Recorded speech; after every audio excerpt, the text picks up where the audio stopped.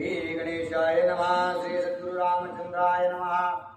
परशुराम गेला स्वस्थाना स्वस्था दशरथाचे मना आनंद वाढला चौगुणा रघुनाथ जाणा निज विजयी रामचंद्र भगवान की जय. आणि कालच्या अध्यायाच्या ठिकाणी असणारा प्रभू रामचंद्र आणि परशुरामजी यांच्यामध्ये असणारा घनघोर अशा प्रकारचं युद्ध त्या ठिकाणी झालेलं आहे.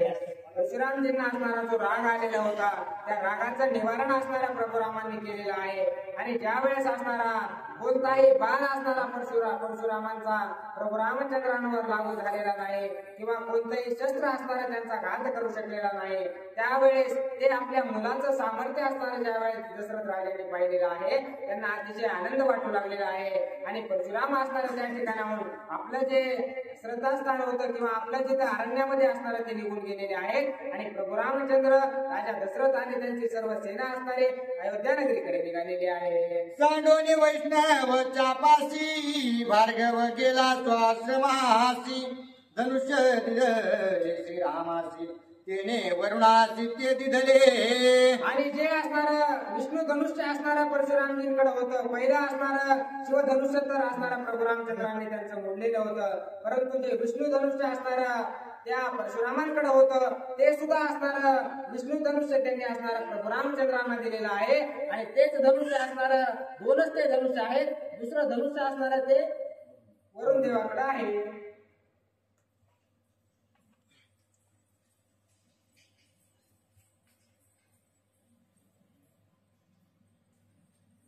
प्रभु रामचंद्र भगवान की जय.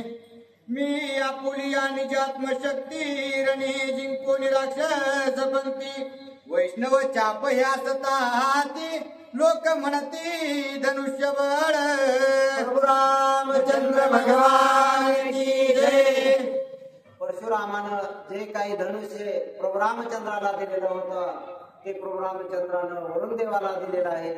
प्रभू रामचंद्र म्हणू लागले की मी ही जी काही कीर्ती केलेली आहे किंवा आणखीन पुढे काही करणार आहे, ही जी माझी कीर्ती होणार आहे ही कीर्ती स्वतः वैयक्तिक माझी आहे. परंतु लोक काय म्हणतील की परशुरामानं जे धनुष्य दिलेलं आहे या धनुष्यामुळं प्रभू रामचंद्राला विजय मिळत आहे आणि त्या धनुष्यामुळं प्रभू रामचंद्राचा प्रताप वाढत आहे असं लोकांनी म्हणू नये. मी माझ्या स्वबळाने स्वकष्टाने हा पराक्रम मी गाजवणार आहे आणि जे काही राक्षसाला मारण्याचं कार्य मी हाती धरलेलं आहे ते मी स्वतःच्या बळानं पार पडणार आहे. म्हणून मला हे जे काही परशुरामाने दिलेलं शिवधनुष्य आहे हे मला नकोय, म्हणून त्याचा त्याग करून ते धनुष्य वरुण देवाला रामाने दिलेलं आहे. माझ्या यशाची निज पुष्टी अवघी जाईल धनुष्यासाठी याला गीते उठा उठी राम जगजेटी स्वय त्यागी. रामाने मनामध्ये विचार केला, माझं जे हे काही कष्ट आहे, मी जो काही पराक्रम करणार आहे, जे राक्षसांना मारण्याचं कार्य करणार आहे, हे कार्य मी माझ्या बळाने करणार आहे. परंतु मी केलेलं कष्ट हे त्या धनुष्यावरती जाईल आणि धनुष्यामुळेच रामाला पराक्रम मिळाला अशा प्रकारची सर्व लोकांमध्ये वार्ता पसरेल आणि लोक त्या धनुष्यामुळेच रामाला विजय मिळाला, धनुष्यामुळेच रामाने पराक्रम केला असं लोक म्हणतील. म्हणून त्या धनुष्याचा त्याग करण्याचा विचार रामाने केलेला आहे. स्वसामर्थ्य नाही जासी धनुष्य यशस्वी होईल त्याची या लागी श्रीराम नव्या विलासी म्हणून वरुणासी दिधले. जर स्वतःमध्ये शक्ती नसेल, धैर्य नसेल, पराक्रम नसेल तर धनुष्य देऊन तरी काय उपयोग आहे. म्हणून या धनुष्याची मला गरज नाही, मी स्वतः पराक्रमी आहे, स्वतःच्या बळावरती मी हे घेतलेलं कार्य पार पाडणार आहे. त्यामुळे माझा पराक्रम हा त्या शिवधनुष्याला जाऊ नये किंवा शिवधनुष्यामुळेच रामाचा मोठेपणा झालेला आहे असं लोकांनी म्हणू नये. म्हणून मी हे धनुष्य न वापरता माझ्या बळाने, माझ्या पराक्रमाने आणि स्वकष्टाने मी माझा प्रताप करून दाखवणार आहे. अयोध्ये प्रवेशावया सत्वर उल्हास करी नृपवर आनंदे गर्जती गजभार सैन्य संभारा लाजी. आणि मग तेथून पुढे ते अयोध्येच्या दिशेने निघालेले आहे. परशुरामाबरोबर जे युद्ध झालं त्या महाभयानक अशा युद्धामध्ये प्रभू रामचंद्राला विजय मिळालेला आहे. आणि प्रभू रामचंद्राला विजय तर मिळाला, परशुरामाकडून आशीर्वाद सुद्धा मिळालेला आहे. त्याचा आनंद सर्व त्या वराड मंडळीमध्ये जे काही सैनिक सोबत आलेले होते त्यांच्यामध्ये आनंद पसरलेला आहे. आणि सर्वजण आनंदाने प्रभू राम नामाच्या गर्जना करीत जे जयकार करीत अयोध्येच्या दिशेने ही सर्व वराड मंडळी निघालेली आहे. निशाण बेरी मृदंग शंख ढोल चौडकी काळ अनेक जय जयकारे सकळीक नगरोन्मुख निघाले. आणि त्या सैनिकाकडे वादंत्र्याकडे जे जे काही साहित्य होतं, ढोल होते, तडमताशा होते, झांजा होत्या, जे नवीन काही आता आणखीन वाद्य निघाले हे वाद्य त्यावेळी सुद्धा होते. परंतु त्यावेळी त्याचे नाव वेगळे होते आणि त्यावेळी जे नाव आहेत ते वाद्य आज आपल्याला सांगता येत नाही. असे असंख्य असे वाद्य होते. त्या वेगवेगळ्या वाद्याचा वेगवेगळा ध्वनी निघत होता, मोठमोठे आवाज निघत होते. अशा प्रकारचं वाद्य वाजवे ते वाजंत्रे अयोध्येच्या अगदी जवळ येऊन पोहोचलेले आहे. ऋषी पडती शांती पाठ हृदय गर्जता ती भाट सिंहनाद करीती वीर वाट गडगडाट रथांचा. त्यावेळी जे परशुरामाच्या रूपानं जे काही या रामचंद्रा भोवती किंवा दशरथ राजा भोवती जे काही मोठं संकट आलेलं होतं, या संकटाचं निवारण व्हावं म्हणून त्यावेळी त्या ठिकाणी असणारी ब्राह्मण मंडळी शांतीपाठाचे जप करीत होती, शांतीपाठाचे मंत्र म्हणत होते. त्याचप्रमाणे सैनिक विजयाच्या घोषणा देत होते. काही मोठ्या आनंदाने उत्सव साजरा करण्यासाठी मोठमोठ्या घोषणा देऊन नाचत होते, जय जयकाराच्या घोषणा करीत होते. आणि वाजत गाजत ही असणारी रामचंद्रासोबत त्यांच्या बंधूंची वरात अयोध्येच्या जवळ येऊन पोहोचलेली आहे.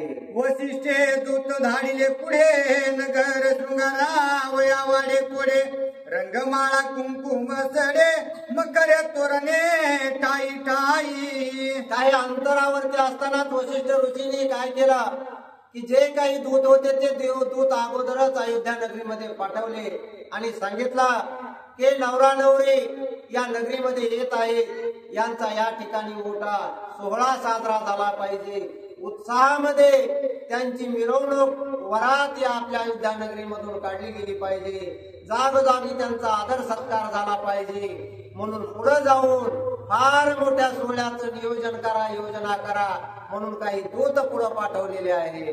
गुढी उभविल्या घरोघरी पताका जळकती अंबरी दिव्य भूषण दिव्यांबरी नरनारी शोभती. आणि दूत पाठवल्यानंतर अयोध्येमध्ये आलेले आहेत. अयोध्येमध्ये येऊन फार मोठी रंगरंगोटी, तोरण, गुड्या, पताका, जागोजाग कमानी, भगवे असणारे ध्वज आणि उंच उंच असे फडकणारे मोठमोठे ध्वज त्या अयोध्या नगरीमध्ये लावलेले आहेत. रस्त्यावरती सडे टाकलेले आहेत, रांगोळी काढलेल्या आहेत, फुलांचे त्या ठिकाणी मोठमोठ्या योजना करून रंगीबेरंगी सुंदर रांगोळी बनवलेली आहे. घराला फुलांचे हार बनवलेले आहेत, वेशीवरती हार बनवलेले आहेत. असा फार मोठा उत्साह आणि सोहळा या अयोध्येमध्ये साजरा होऊ लागलेला आहे. कुंकुम केशर सुमन माळा कंठी रत्न पदक रत्न मेखळा नवरत्न हार रुळे गळा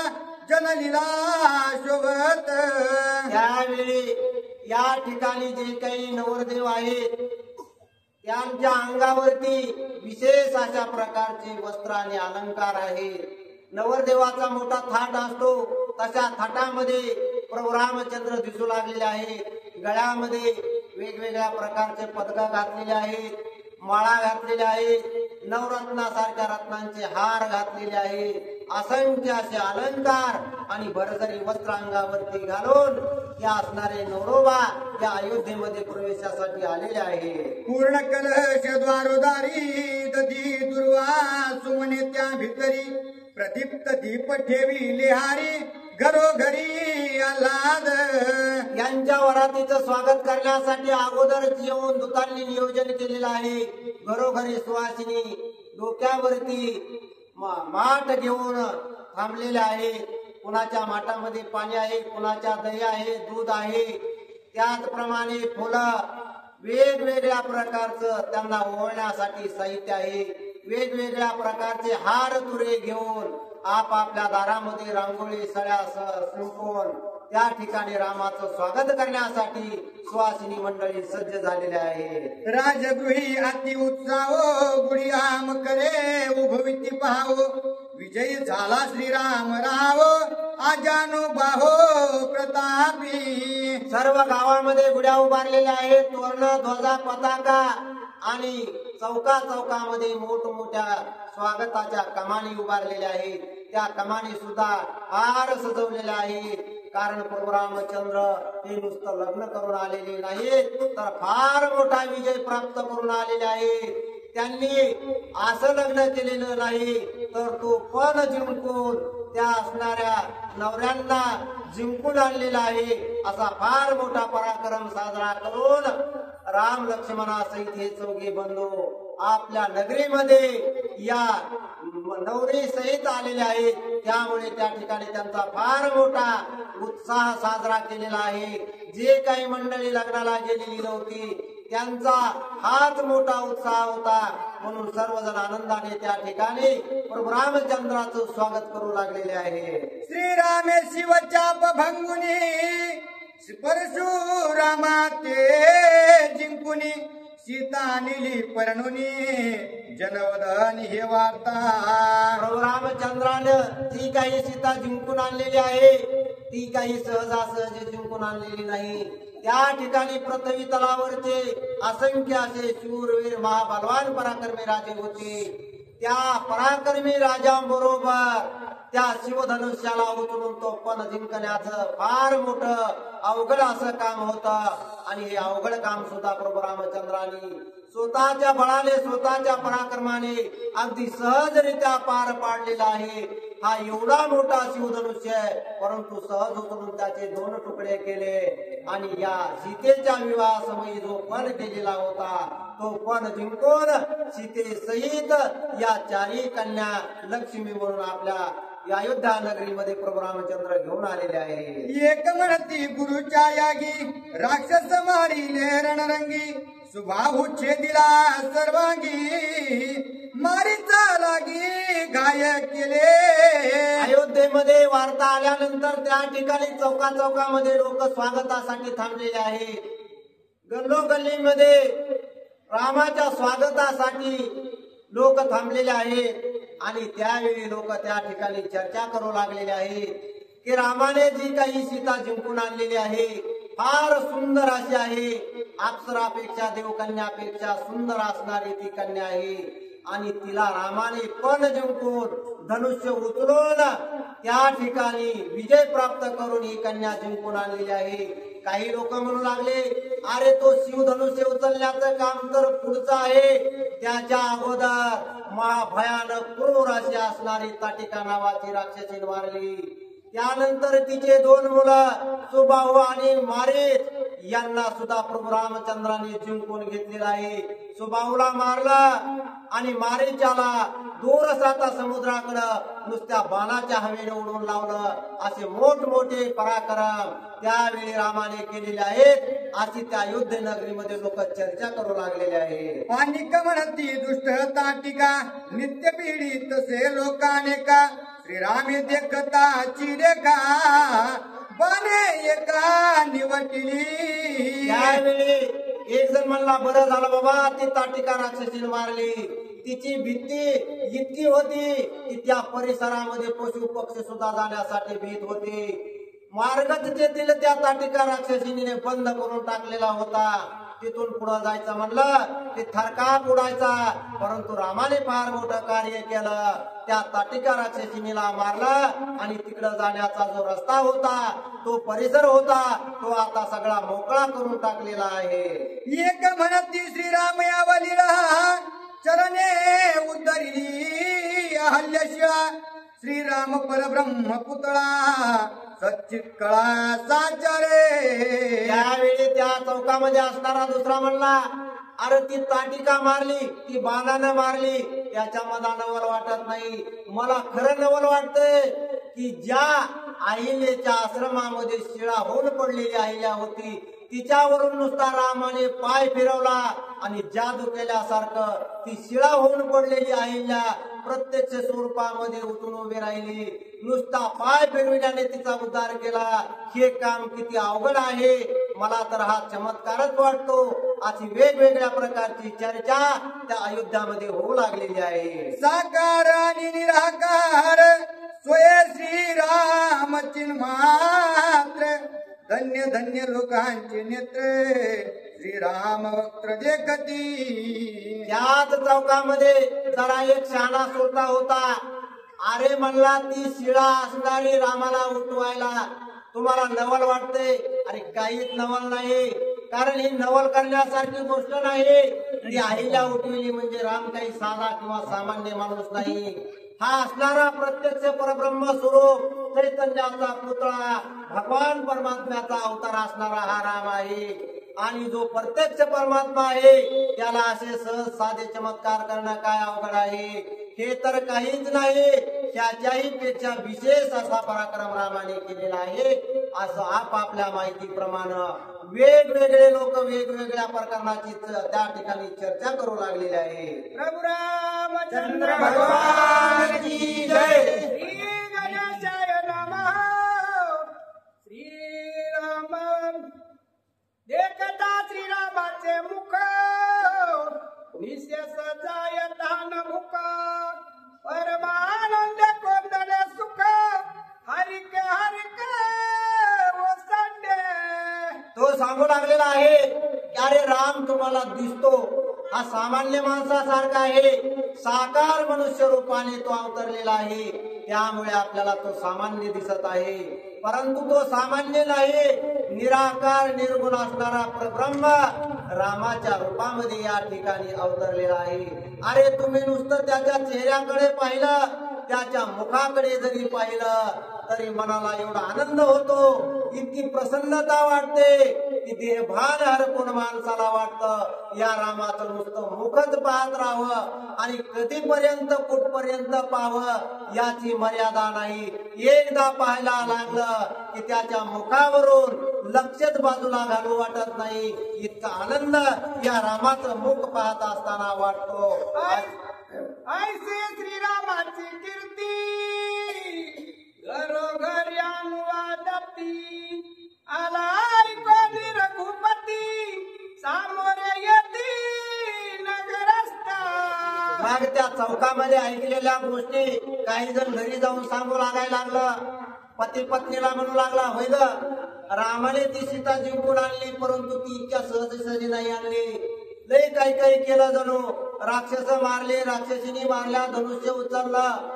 असं प्रत्येक जण जी आपल्याला माहिती झालेली आहे ती एकमेकाला दुसऱ्याला सांगू लागलेला आहे. छत्रचा मार्गच भारे वादती नालावी तितुरे शोभाय मानचारी ओरे आला गजर रघुवीरा.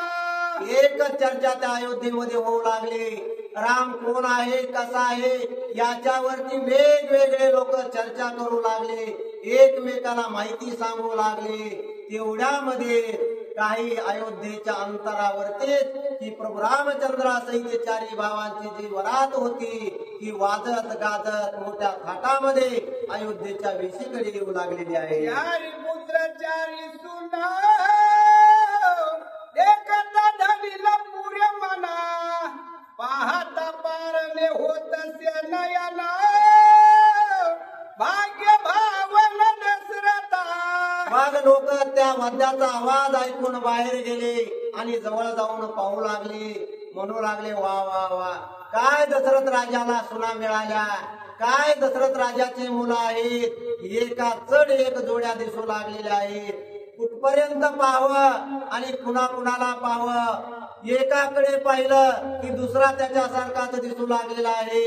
असे समसमान असणारे हे चारही नवरा नवरे लोक न्याळो न्याळो पाहू लागले. एकदा रामाच्या जोडीकडं, एकदा लक्ष्मणाच्या जोडीकडं, एकदा भरताच्या जोडीकडं, तर एकदा शत्रुघ्नाच्या जोडीकडं, कुणाकडेही पाहिलं तरी त्यांना समसमान आणि सारख्याच जोड्या त्या ठिकाणी दिसू लागलेल्या आहे. श्रवण विद्याचा शाप दशरथी सुख स्वरूपा पुत्र पावला सुदुःख चिद स्वरूप श्रीरामा. त्यावेळी लोक म्हणू लागले दशरथ राजाला, महाराज खरोखरच तुम्हाला बऱ्याच दिवस मोलबाळ झालं नाही, उशिरा का होईना झालं, परंतु तुमचं नाव त्यानं कमावलेलं आहे, फार मोठा तुमचा स्वाभिमान त्याने जपलेला आहे. अशा प्रकारे दशरथ राजाचं कौतुक लोक करू लागले. त्यावेळी दशरथ राजाच्या सुद्धा मनामध्ये विचार आला की खरोखरच आपल्या हातून जो ब्राह्मणाचा घात झालेला होता, ब्राह्मणाची हत्या झालेली आहे, त्या श्रावण बाळाच्या आई वडिलांनी जो आपल्याला शाप दिलेला आहे, त्यावेळी आपल्याला फार वाईट वाटलं. परंतु तो शाप नसून तेच आपल्याला वरदान प्राप्त झालेलं आहे. त्या श्रावण बाळाच्या आई वडिलांच्या शापामुळेच आपल्याला ही मुलं प्राप्त झाली आणि म्हणून या मुलांनी आज आपलं मोठं नाव कमावलेलं आहे. अशा प्रकारचा विचार राजा दशरथाच्या मनामध्ये आला आणि त्या विचाराने दशरथ राजा सुखावून गेलेला आहे. जैसा मातेचा निज कोप वर